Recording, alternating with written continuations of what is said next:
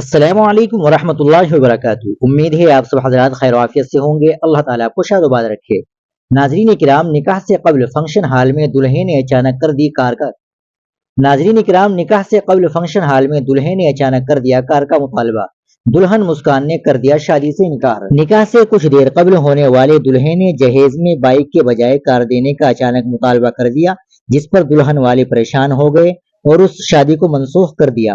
تفصیلات کے مطابق اتر پردیش کے سہارنپور ضلع کے مانک ماؤ گاؤں میں مسکان نامی لڑکی کا نکاح ہونا تھا۔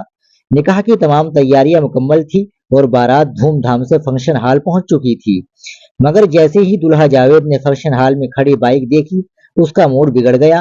الزام ہے کہ جاوید نے جہیز میں بائک دیکھ کر ناراضگی ظاہر کی اور نکاح سے انکار کر دیا۔ اس نے نکاح کے اسٹیج پر ہی اسکارپیو کار کا مطالبہ کر دیا۔ دوسری طرف دلہے کی اچانک ڈیمانڈ دیکھ کر دلہن کے خاندان والے بھی برہم ہو گئے اور دونوں خاندان میں کار کے مسئلے کو لے کر گڑبڑ شروع ہو گئی۔ آخر میں معاملہ پولیس اسٹیشن پہنچا، جہاں پولیس نے دونوں خاندان کے درمیان سمجھوتا کروایا۔ نتیجہ یہ نکلا کہ بارات دلہن کے بغیر واپس لوٹ گئی اور دلہے والوں کو 6 لاکھ روپے بطور شادی کے اخراجات ادا کرنے کی ہدایت دی۔ رشتہ طے کرتے وقت لڑکے والوں نے کبھی کار کا مطالبہ نہیں کیا تھا، مگر فنکشن ہال پہنچ کر جب جاوید نے بائک دیکھی تب سے نکاح سے بچنے کے بہانے بنانے لگا۔